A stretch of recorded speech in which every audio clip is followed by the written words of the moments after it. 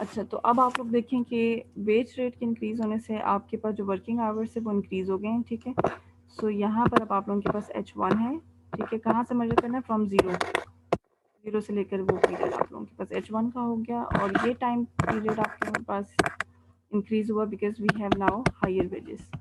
इन दोनों पॉइंट्स को जब आप ज्वाइन करेंगे तो you will get new curve, this new point, और when you join these two points तो आपके पास एक लाइन आ जाएगी, and this line is called the labour supply curve, ठीक है जी। अब यहाँ तक मुझे बताएं, कोई कंफ्यूजन है तो?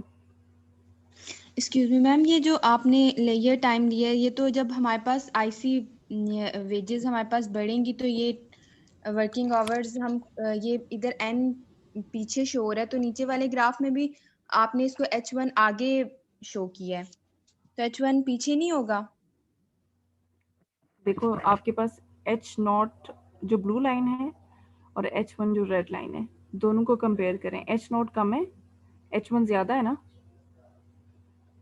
Yes ma'am. तो इसका मतलब है यहाँ से यहाँ तक का सारा H1 है, जो कि इस लाइन की इक्वल मैंने ड्रॉ किया, ठीक है। अच्छा।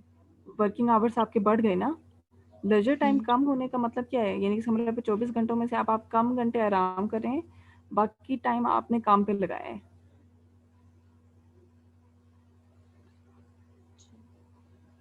अंडरस्टूड? Yes ma'am. ठीक है। अच्छा, तो ये आप लोगों के पास है लेबर सप्लाई कर्व पॉजिटिव, ठीक है। अच्छा, नॉर्मली जब हम लेबर सप्लाई कर्व की बात करते हैं तो हम अपना कर्व पॉजिटिव ही शो करते हैं, but we go into depth तो हमें पता चलता है कि एक इंडिविजुअल का जो बिहेवियर होता है with the increase in wages, वो थ्रू आउट पॉजिटिव नहीं रहता, बल्कि उसका backward bending labour supply curve होता है, ठीक है। जैसे फॉर एग्जांपल आप ये देखें कि आपकी जो इनकम है अगर वो स्टार्ट में 30,000 है, 30 से फिर वो 50,000 हो जाएगी, तो आपका दिल करेगा कि आप अपना लिविंग स्टैंडर्ड इम्प्रूव करें, ठीक है। 30 से 50 हुआ, आपने ज़्यादा घंटे काम करना स्टार्ट कर दिया, ठीक है। अच्छा, इसी तरह 50 से 70 80 इसी तरह से आप अपने वर्किंग आवर्स बढ़ाते जाएंगे, जूं जूं आपको ज़्यादा पैसे मिलेंगे, ठीक है। लेकिन एक टाइम आएगा, जैसे फॉर एग्जांपल अगर आप लोगों को मंथली जो है वो 2-3 लाख रुपए अगर आप अर्न करना स्टार्ट कर देंगे, तो अब आप सोचेंगे कि नहीं, अब आप थोड़ा सा टाइम अपने इंजॉयमेंट के लिए भी रखेंगे, ठीक है। थोड़ी सी गेट टुगेदर्स होंगी, थोड़ा सा बाकी चीज़ों के लिए आराम के लिए टाइम निकालेंगे। तो इसका मतलब है कि अगर आपके पास वेजेस हायर हों, यानी कि एट हायर वेजेस आप लोग लेजर को ज़्यादा टाइम दोगे, ठीक है। हायर वेजेस पे क्या होगा, आप लेजर को ज़्यादा टाइम दोगे और वर्किंग आवर्स को रिड्यूस कर दोगे। तो यानी कि इसका मतलब ये हुआ कि लोअर वेजेस के ऊपर हम देख रहे हैं कि leisure is an inferior good, ठीक है। लोअर वेजेस के ऊपर, यानी कि अगर आपकी वेजेस अभी इनिशियली आहिस्ता आहिस्ता इंक्रीज हो रही है, तो इनिशियल इंक्रीजेस के ऊपर आपके पास लेजर इंफीरियर है। इंफीरियर की डेफिनेशन क्या होती है कि जब भी इनकम बढ़ती है तो आप उस चीज़ की कंजप्शन को कम कर देते हैं, ठीक है। जैसे अभी इस केस में आप देखें कि लेजर का टाइम पीरियड हमने कम कर दिया व्हेन वेज इंक्रीजेस, ठीक है। तो इसका मतलब है कि आपके पास जो लेजर है it is inferior at lower wages, while at the higher wages it will be a normal good. Higher wages में क्या होगा कि जो जो आपके पास बहुत ज़्यादा इनकम बढ़ना शुरू हो जाएगी, तो आप आराम का टाइम भी बढ़ाते चले जाएंगे, लेजर टाइम भी आप उतना ही इंक्रीज करते चले जाएंगे, ठीक है। तो इसका मतलब है कि वो नॉर्मल हो जाएगा एट हायर वेजेस और इन्फीरियर होगा एट लोअर वेजेस। ये बात समझ आई? Yes ma'am. ठीक है। तो अगर मैं इसी एनालिसिस को इस ग्राफ में शो करूं तो कलर चेंज कर लेते हैं। अच्छा, now we have higher wages, ठीक है। सपोज करें कि अब आपकी वेज बहुत ज़्यादा इंक्रीज हो गई है,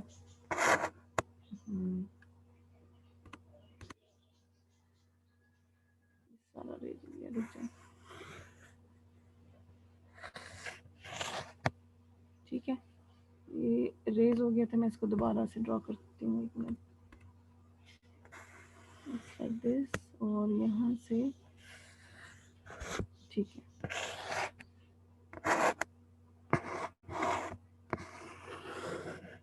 अब अगर वेज आपकी बहुत ज़्यादा इंक्रीज हो जाती है तो उस सिचुएशन में क्या होगा, अब हम लेजर को टाइम देना स्टार्ट कर देंगे, ठीक है। जब आप लेजर को टाइम देना स्टार्ट करेंगे तो आपका जो आईसी होगा it will be somewhere here, ठीक है।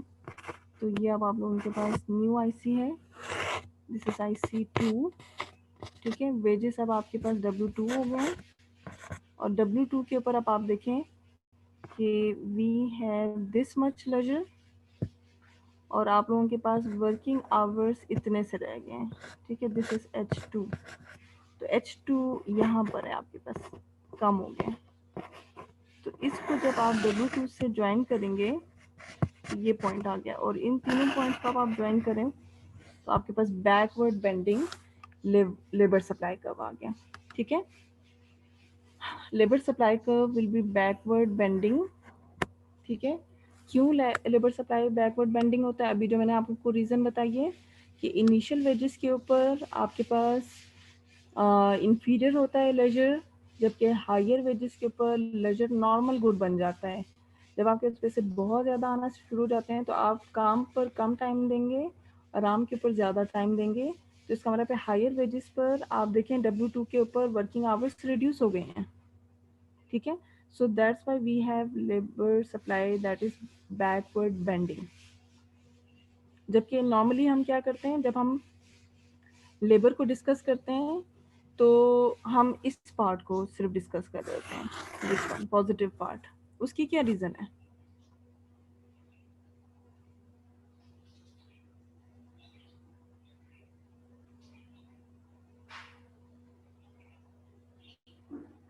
हाँ जी, सबसे पहले मैंने आप लोग को एक इंडिविजुअल बिहेवियर बताया है। इंडिविजुअल बिहेवियर के मुताबिक जब वेजेस इंक्रीज होती हैं तो शुरू में लिविंग स्टैंडर्ड को इम्प्रूव करने के लिए आप ज़्यादा घंटे काम कर रहे हो, ठीक है। इसलिए आप लोगों का जो लेबर सप्लाई का है वो पॉजिटिवली स्लोप है।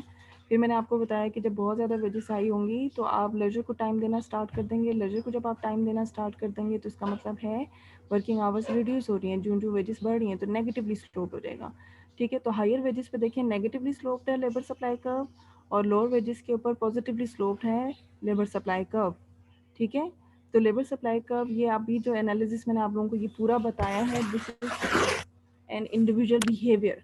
लेकिन जब आप लेबर मार्केट पढ़ते हो तो लेबर मार्केट में आप सिर्फ और सिर्फ इस पॉजिटिव सेक्शन को डिस्कस करते हो, क्या रीज़न हो सकती है?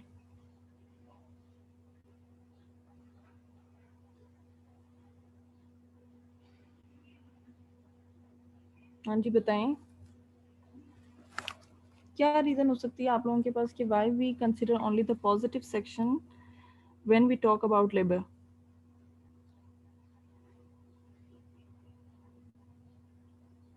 मैम वहाँ पे वर्किंग आवर्स को मतलब हमारी वेजेस बढ़ती हैं तो सिर्फ हमारे वर्किंग आवर्स जो है हम लोग उसको बढ़ाएंगे, लेजर को टाइम नहीं देंगे। मार्केट में तो यही होगा क्योंकि वहाँ पे इंडिविजुअल का नहीं होगा ना। असल में बात ये है कि जब हम लेबर मार्केट की बात कर रहे होते हैं ना तो we are talking about the labour class, ठीक है। जो एग्जीक्यूटिव पोस्ट के ऊपर होंगे हम उनको नहीं डिस्कस करते लेबर मार्केट में, ठीक है। तो हायर वेजेस नॉर्मली किन की होती हैं? जो एग्जीक्यूटिव पोस्ट के ऊपर होती हैं, मैनेजर्स हो गए, डायरेक्टर्स हो गए, ठीक है। तो जब हम लेबर मार्केट की बात करते हैं तो इट मीन्स के we are specific to the labour class, और लेबर क्लास का ये क्योंकि लोअर वेजेस होती हैं तो इसलिए we consider only the positive part, ठीक हो गया? Yes ma'am. अच्छा, तो ये आप लोगों के पास अब कोई क्वेश्चन कर लेते हैं कि अगर आप लोगों के पास सपोज करें कि utility function is like y into n, ठीक है। सॉरी इट्स नॉट, ठीक है। इसमें अब आपने ये सपोज करना है कि we have 24 hours working hours हैं, ठीक है। 24 वर्किंग आवर्स हैं और आप लोगों ने मालूम करना है ऑप्टिमल वर्किंग आवर, यानी कि एच स्टेरिक और सी स्टेरिक भी करनी, ठीक है। ये दो चीज़ें आप लोगों ने कैलकुलेट करनी है। किस तरह से कैलकुलेट हो सकती हैं? इसके लिए हमें क्या करना पड़ेगा? मैम फंक्शन तो यही फंक्शन है u is equal to Y N. Y N, बिल्कुल मैम जैसे हमने डेरिवेटिव निकाले तो वही डेरिवेटिव निकालेंगे। बिल्कुल सही। तो क्या आपके पास आंसर आएगा यूटिलिटी इक्वल्स टू वाई, आप लोगों के पास किसके इक्वल था? डब्ल्यू एच के इक्वल था। और एन आप लोगों के पास किसके इक्वल था? 24 माइनस एच। 24 minus H. अच्छा, यहाँ पर हम ये सपोज कर रहे हैं कि जो इनिशियल वेज है आप लोगों के पास दैट इज 10, ठीक है? वेज आप लोगों के पास 10 है। तो अगर आप लोगों के पास वेज 10 होगा तो we have 10h into 24 minus H, और आप इसका डेरिवेटिव लेंगे विद रिस्पेक्ट टू एच, ठीक है? तो इसको ऐसे करें, मल्टीप्लाई करके लिखें तो it is 240 H minus 10 H square. तो क्या आंसर आ रहा है आपका? 240 माइनस 220 एच। 20। और फर्स्ट ऑर्डर कंडीशन क्योंकि हम अप्लाई कर रहे हैं तो इट मीन्स कि डेरिवेटिव लेने के बाद उसको इक्वल्स टू 0 पुट करना है। तो 0 पुट कर लिया तो it is 240 equals to 20h, ठीक है? और इसको अब आपने जाके डिवाइड कर देना इस तरफ। तो वी हैव 12 आ गया, ठीक है? h इक्वल्स टू, तो इसका मतलब है कि आप लोगों के पास जो ऑप्टिमल वर्किंग आवर है इट इज़ 12 आवर्स। और कितनी कंजप्शन करेंगे? अगर आप 12 घंटे काम कर रहे हैं और वेज रेट 10 है तो कितने यूनिट्स की कंजप्शन करेंगे? सिंपल, आपने क्या करना है, डब्ल्यू को एच से मल्टीप्लाई कर देना है। 12 इंटू 10 120। इसका मतलब है कि आप लोग कंजप्शन आप लोगों की 120 होगी, ठीक है? मैम 120 कैसे आई दोबारा है मैम? इसमें देखो ना कि आप लोगों के पास वाई किसके इक्वल था? Consumption is equal to Y. आप उतनी कंजप्शन करेंगे ना जितनी आपकी इनकम है। और जी इनकम आपके पास कितनी है? Income is equal to W H. तो डब्ल्यू आप लोगों के पास 10 गिवन था, एच आपने खुद कैलकुलेट कर लिया। तो एच 12 था, सॉरी।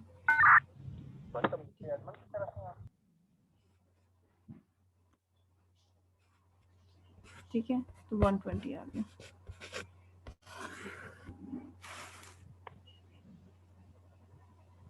हाँ जी, बताएं आप। अब क्लियर जी है? मैम। सही। अच्छा, अब आप लोग मुझे बताएं कि what will be the working hours if the consumer has the lottery income of, कितना हम सपोज कर लें 50। अगर उसके पास लॉटरी निकल आए 50 रुपीज़ की, तो उसके वर्किंग आवर्स के ऊपर क्या इम्पैक्ट आएगा? अब आप देखें कि आपके पास यूटिलिटी जो है वो किसके इक्वल होगा? यहाँ पर we have Y now equals to, मैंने आप लोगों को बताया था ना कि वाई किसके इक्वल है? वाई आप लोगों के पास इक्वल होता है W H plus Y asterisk के, ठीक है ना? तो पहले हमने जो एनालिसिस किया इस क्वेश्चन में, पहले हमने ये सपोज किया कि there is no lottery income, सिर्फ उसके पास अर्न इनकम है। अब हम ये सपोज कर रहे हैं कि उसके पास लॉटरी इनकम भी आ गई है, ठीक है? तो अगर उसके पास लॉटरी इनकम आ जाएगी तो आपके पास जो यूटिलिटी फंक्शन है which is Y, and Y की जगह हम लोग लिखेंगे W H plus Y asterisk, और बाकी 24 माइनस एच हो गया। अच्छा, अब वैल्यूज पुट करेंगे तो ये आपके पास 10h प्लस ये 50 है, ठीक है? And it is 24 minus H, multiply करके क्या आंसर बन रहा है? 240 एच और 15 टू 26 माइनस 26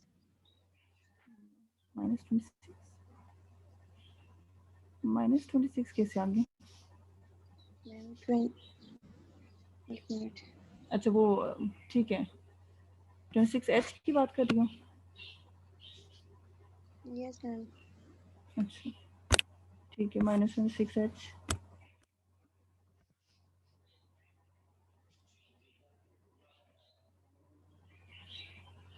एक मिनट रुक जाए, मिक्स ही हो रहा है।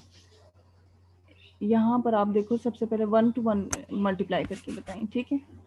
सबसे पहले 10h को 24 से किया तो 240h हो गया, फिर 10h को आप करेंगे -h के साथ तो आपके पास आ जाएगा 10h², ठीक है। देन 50 को ज़रा करें 24 के साथ, क्या आंसर आता है?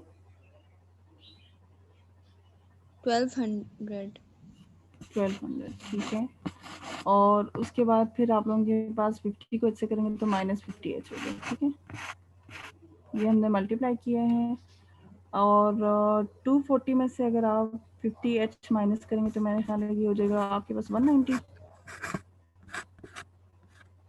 190 माइनस 10h² प्लस 1200, ठीक हो गया। ये आप लोगों के पास यूटिलिटी फंक्शन है। Then we have to take its derivative with respect to h, तो आपके पास आ रहा है 190 माइनस 20h इक्वल्स टू 0। अगला तो कांस्टेंट है, उसका डेरिवेटिव 0 हो जाएगा, ठीक है। तो वैल्यू क्या बन रही है आपके पास? इसको फर्दर मैं इससे सॉल्व कर रही हूँ। So we have 190 equals to 20h,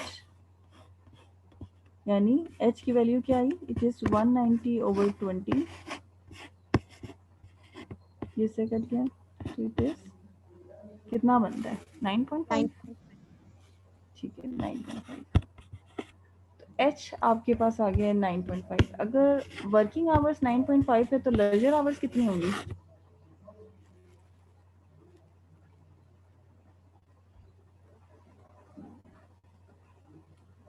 -24 में से माइनस करते हैं h की वैल्यू को,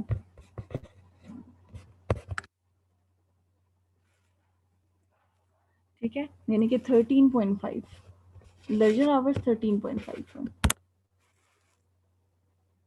और आप लोगों के पास कंजप्शन किसकी इक्वल होगी, उसके लिए आप ये कैलकुलेट कर लो। कंजप्शन एक्सपेंडिचर आप लोगों के पास कितना हो जाएगा? 10 इंटू h आप लोगों के पास 9.5 है, ठीक है। तो ये आपके 95 ये हो गए, प्लस 50 आप लोगों के पास लॉटरी इनकम है, तो इन दोनों को ऐड करो तो 145, ठीक हो गया। अच्छा, अब आप देखें कि whenever a person gets unearned income, यानी उसके पास जब भी लॉटरी मिलेगी तो उसके लेबर सप्लाई के ऊपर क्या इम्पैक्ट आया है? लॉटरी मिलने से पहले वो 12 घंटे काम कर रहा था, लॉटरी मिलने के बाद वो 9.5 आवर्स काम कर रहा है, ठीक है। तो इसका मतलब है जब भी अनअर्न इनकम होगी तो वर्किंग आवर्स कम हो कम, जाए। ठीक हो गया। अच्छा, यहाँ पर हमने जो एनालिसिस किया है वो 1 डे एनालिसिस किया है, ठीक है। जैसे फॉर एग्जांपल अगर इसमें तो मैंने आपको बता दिया ना कि 24 आवर्स, ठीक है। अगर नहीं भी मेंशन तो इट मींस के 1 डे एनालिसिस होगा। लेकिन अगर मेंशन है कि आप लोगों के पास in a week total working hours, let's suppose मैं अज्यूम कर लेती हूँ कि 68 है, 68 आवर्स हैं टोटल वर्किंग आवर्स, तो इस केस में फिर आप लोगों ने क्या करना है, यही सारा एनालिसिस करें, ये वाला, ठीक है। इसमें अब आपके पास सिचुएशन ये होगी कि आप लिखेंगे यहाँ पे WH इंटू 24 की बजाय अब आपके पास क्या लिखा जाएगा? 68, ठीक है। 68 माइनस, बाकी सारा एनालिसिस वही होगा, ठीक है। तो इस चीज़ का ख्याल रखना है कि अगर total working hours available in a week या इन अ मंथ, इस तरह से अगर टाइम गिवन होगा तो आपने वो मेंशन करना है। अगर कोई टाइम मेंशन नहीं है तो इट मींस कि it would be a 1 day analysis, ठीक है। यहाँ तक मुझे बताएं कोई कंफ्यूजन है तो?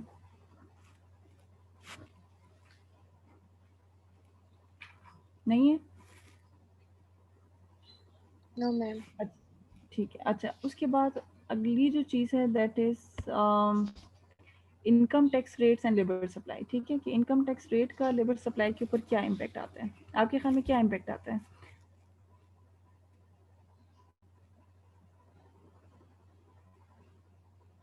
मैम इनकम टैक्स लगेगा तो हाँ, इनकम टैक्स लगेगा, तो लेबर सप्लाई के ऊपर क्या इम्पैक्ट आएगा?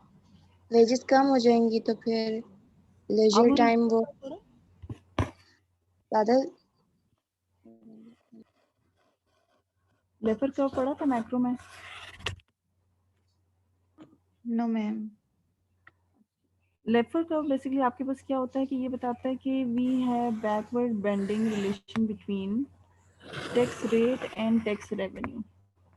ठीक है, यहाँ पे टैक्स रेट है और यहाँ पे टैक्स रेवेन्यू है। इन दोनों के दरमियान जो रिलेशन है वो बैकवर्ड बेंडिंग है।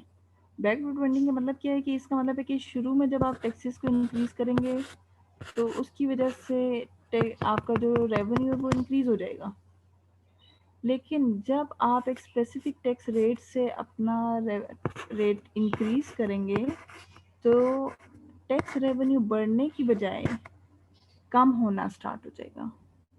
उसकी रीज़न क्या है? उसकी रीज़न यही लेबर सप्लाई कर्व को जब हम एक्सप्लेन करते हैं वहाँ से मिलता है।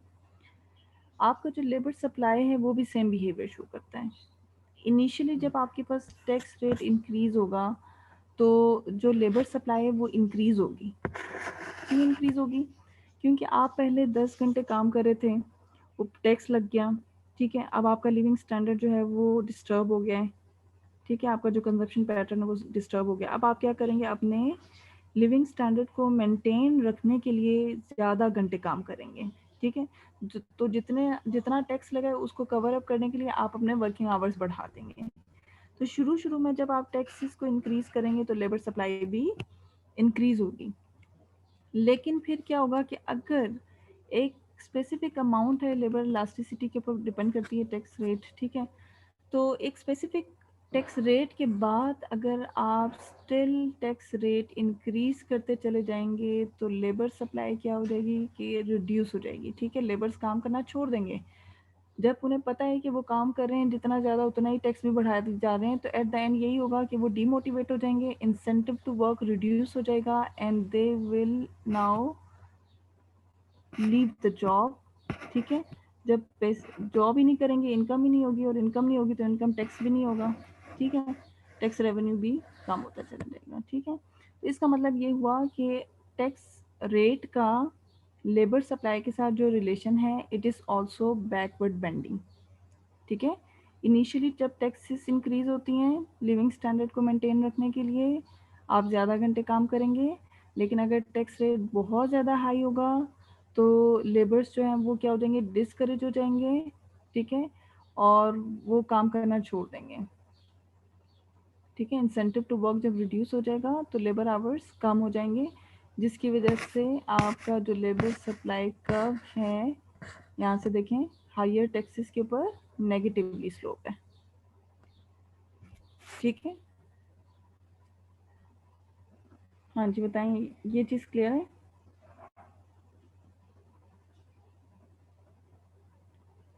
Yes ma'am. ठीक है, तो इसका मतलब है कि जो लेफर कर्व है इसका जो रूट है that comes from labour supply curve, ठीक है। अगर आप लेबर सप्लाई के साथ उसको रिलेट करेंगे तब जाके आपको लेफर कर्व की समझ आई जाएगी, ठीक है। तो लेफर कर्व अभी क्या चीज़ होती है? Laffer curve shows the relation between tax rate and tax revenue, और ये एक्सप्लेन करता है कि आफ्टर स्पेसिफिक टाइम पीरियड जो टैक्स रेट और टैक्स रेवेन्यू का रिलेशन है इट बिकम्स नेगेटिव, ठीक है। इसको अब हम देखते हैं मैथमेटिकली। हम देख रहे हैं कि वो कौन सा टाइम पीरियड होगा जब आपके पास टैक्स रेवेन्यू का relation with tax rate negative होता है, ठीक है। हम ये वाला पोर्शन डिस्कस कर रहे हैं, एक मिनट मैं हाईलाइट कर दूं ये पोर्शन। अच्छा, उसके लिए सबसे पहले आपको देखना है कि आपके पास टैक्स रेवेन्यू किसके इक्वल हो, ठीक है। टैक्स रेवेन्यू किसके इक्वल होगा? Tax revenue is equal to कितना टैक्स रेट है उसको आप मल्टीप्लाई करेंगे वेज इनटू एच के साथ, यानी कि आपकी इनकम कितनी है डब्ल्यू एच, उसके ऊपर आप टैक्स रेट लगा दें तो आपके पास टैक्स रेवेन्यू आ जाएगा, ठीक है। अच्छा, then further we assume that your working hours depends on after tax wage rate, omega है ये, ठीक है। यहाँ पर h is equal to h, omega का मतलब क्या है कि यहाँ पे जैसे हम लोग लिखते हैं ना कि y is the function of x, तो ये फंक्शन की जगह यहाँ पे मैंने h लिखा हुआ है, ठीक है। यानी कि h is the function of omega. Function linear हो सकता है, क्वाड्रेटिक हो सकता है, कुछ भी हो सकता है। अभी हमें एग्जैक्ट फंक्शन नहीं पता, हमें सिर्फ ये पता है कि वर्किंग आवर्स डिपेंड करती हैं आफ्टर टैक्स वेज रेट के ऊपर, ठीक है। अब ये ओमेगा किसके इक्वल है? This is after tax wage rate. After tax wage rate मतलब 1 minus T into W, this is your after tax wage. यहाँ तक बात समझ आ गई?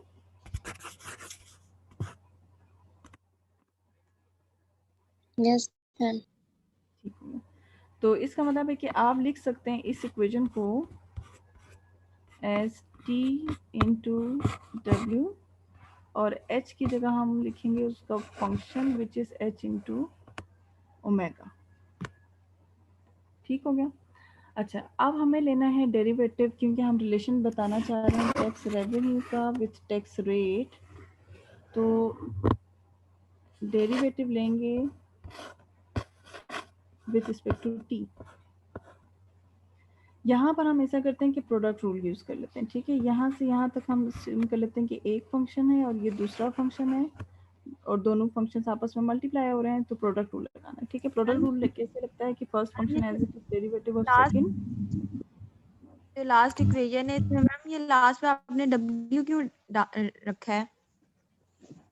लास्ट इक्वेशन में w क्यों रखा है? कौन सी लास्ट? ये? Yes ma'am. हाँ, इसमें देखो ये इक्वेशन है, t की जगह t लिखा हुआ है, w की जगह w लिखा हुआ है, और h की जगह लिखा कि h is the function of omega. अच्छा सही है मैम। ठीक है, आपकी फर्स्ट इक्वेशन में भी w है। जल्दी करें, टाइम कम हो गया, मुझे बताएं कि समझ आई कि नहीं। First yes equation ma'am. में देखो आपके पास w है ना। अब आपने 10 घंटे काम किए हैं, 10 घंटे जितने काम किए उसको पेज रेट से मल्टीप्लाई करें तो आपकी इनकम आएगी। उस इनकम के ऊपर जितना टैक्स रेट लगेगा वो आपका टैक्स रेवेन्यू है, ऐसा ही है ना। तो इसलिए W होगा बीच में।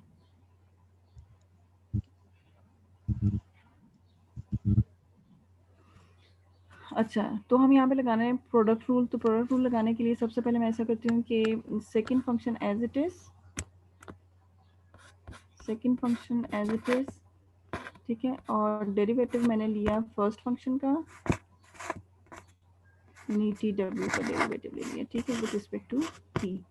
प्लस अब first function as it is रख लें और डेरिवेटिव ले लें एच का विद रिस्पेक्ट टू टी। तो आपके पास क्या आ जाएगा? This is H into omega into T का derivative with respect to T 1 हो जाएगा, साथ डब्ल्यू मल्टीप्लाई हो रहा है, ये डब्ल्यू लिखा गया, प्लस टी डब्ल्यू। अच्छा, अब इसका डेरिवेटिव लेना है, ठीक है। अभी हमने बात की कि एच ओमेगा, यानी कि इसका मतलब है कि आपके पास ये किसके इक्वल होगा? This will be equal to derivative of H. अब ये तो ओमेगा पे डिपेंड करता है, ओमेगा देन फर्दर किस पे डिपेंड करता है? टी के ऊपर। तो इसका मतलब है कि derivative of H into omega with respect to T is equal to this, ठीक है। आपके जो वर्किंग आवर्स हैं it depends on after tax wage, and after tax wage depends on time, और सॉरी टैक्स रेट टी, ठीक है। दोबारा से सुन लें कि यहाँ पर मैंने चेन रूल लगाया है। चेन रूल क्यों लगाया है? क्योंकि आपके जो वर्किंग आवर्स हैं it depends on omega, omega is the after tax wage, और आफ्टर टैक्स वेज जो है वो डिपेंड करता है टैक्स रेट के ऊपर, ठीक है। इसका मतलब है टैक्स रेट डायरेक्ट आपके वर्किंग आवर्स को अफेक्ट नहीं करता, टैक्स रेट सबसे पहले आपके आफ्टर टैक्स वेज को अफेक्ट करता है, आफ्टर टैक्स वेज फिर आपका वर्किंग आवर्स को अफेक्ट करेगा। So that's why we have to use chain rule here. जी एक्सक्यूज बताएं मी आंसर। मैम।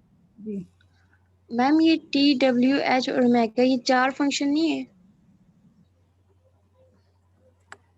टी कहाँ पे? मैम ये जो कैपिटल टी है ये टैक्स रेट जो है हमने जिससे डेरिवेटिव लिया है। यस मैम हाँ, ये इसमें टी देखो डब्ल्यू एच ओमेगा हाँ तो एक फंक्शन हो गया ना, एक हो और गया फिर टी और W, ये दोनों मिला के हमने कहा एक ही है क्योंकि W यहाँ पे कांस्टेंट कंसिडर हो जाएगा ना, तो T इंटू W को एक फंक्शन कंसिडर कर लिया। ठीक है, हाँ जी बताएं यहाँ तक। ये नहीं आई समझ में मुझे। नहीं सर, अच्छा इसमें क्या आप लोग आपको प्रॉब्लम लग रही है? मैंने आपसे कहा ना कि इसको हमने सुन किया कि दो फंक्शंस हैं, ठीक है। यस यहाँ पर मैम दो फंक्शन कैसे हैं कि ये टी डब्ल्यू है ना, इसको मैंने कहा एक फंक्शन है और ये इसको दूसरा फंक्शन कह दिया और प्रोडक्ट रूल लगा दिया, ठीक है। और यस क्यों? मैम क्योंकि मुझे पता है कि ओमेगा टी पे डिपेंड करता है। ये देखें इस इक्वेशन से पता चला ना, ओमेगा टी पे डिपेंड करता है, इसलिए मैंने कहा कि एक तो यहाँ पे टी दिख रहा है और दूसरा इसमें भी टी कहीं ना कहीं होगा, तो इसलिए यस मैंने कहा कि मुझे प्रोडक्ट रूल लगाना है। सही है। ओके मैम समझ में आ गई। अच्छा अब आप यहाँ पर देखो, इसको मैं अगर फर्दर सॉल्व करूँ तो मेरे पास आ रहा है derivative of H with respect to omega into, ये ओमेगा है, इसका डेरिवेटिव रिस्पेक्ट टू टी क्या आएगा? W minus W. बिल्कुल सही, माइनस डब्ल्यू आना, ठीक है। तो ये वैल्यू मैंने आप इधर लिख देनी है,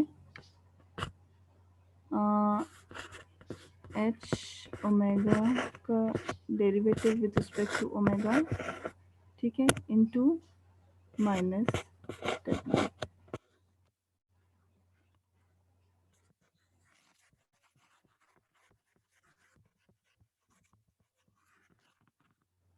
तो यहाँ पर मैंने डेरिवेटिव लिया और क्योंकि मैं देखना चाह रही हूँ कि कब जाके इनका रिलेशन नेगेटिव होता है, तो यहाँ पर मैंने इसको लेस देन 0 कर दिया। अच्छा फर्दर आप इसको सॉल्व करें। We have H omega into W, ये माइनस साइन है दूसरी तरफ चला जाएगा, प्लस हो जाएगा, तो टी डब्ल्यू स्क्वायर और derivative of H omega with respect to omega, ये चीज़ें आनी, ठीक है। अच्छा फिर यहाँ से W और ये स्क्वायर कैंसिल हो जाएगा और आप इसको लिख सकते हैं 1/t इक्वल्स टू, ये है आप लोगों के पास h का derivative with respect to omega into t को मैं इस तरफ ले आई हूँ, ठीक है, मेरे पास W इस तरफ है और यहाँ से h इस तरफ आ गया, ठीक है। ये मेरे पास इक्वेशन आई है, मैं इसको नेक्स्ट पेज पे लिख रही हूँ।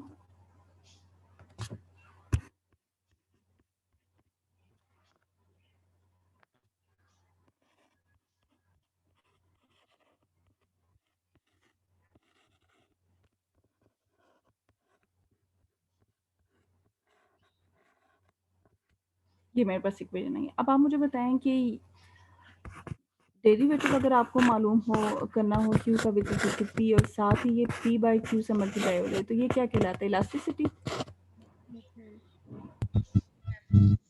ठीक है। इसी तरह यहाँ पर देखें h का डेरिवेटिव रिस्पेक्ट टू ओमेगा है, अगर यहाँ पर w की जगह ओमेगा होता, w की जगह ओमेगा होता, तो क्या ये इलास्टिसिटी बन जाती? यस मैम तो इसको इलास्टिसिटी बनाने के लिए हमें क्या करना है, इस w को ओमेगा में कन्वर्ट करना है।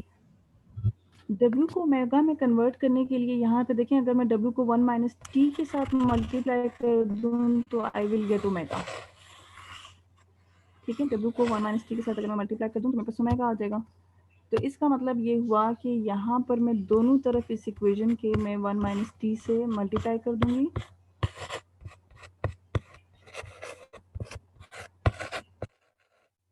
ये आप लोगों के पास ये मल्टीप्लाई हो गया 1 माइनस टी, और जब 1 माइनस टी से मल्टीप्लाई हुआ इट बिकम्स ओमेगा,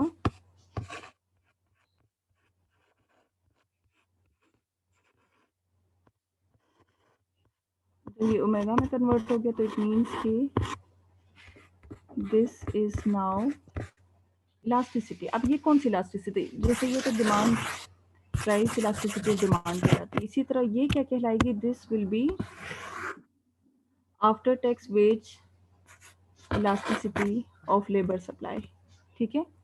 ये जो है ये क्या है, दिस इज, इसको मैं कहूँगी sigma, and this is after tax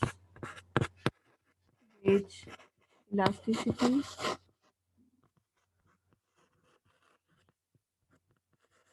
of labour supply.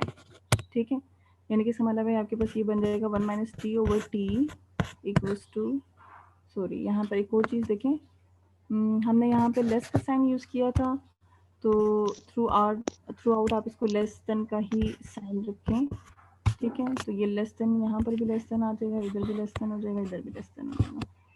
ठीक है, so we have less than sign here, तो 1 माइनस टी ओवर टी, अगर ये ratio less than after tax wage elasticity of labour supply हुई, तो इसका मतलब ये हुआ कि increase in tax rate will lead to decrease in tax revenue. ठीक है, increase in tax rate will lead to decrease in tax revenue. तो ये आप लोगों के पास कंफ्यूजन हो गया जी, कोई कंफ्यूजन यहाँ तक?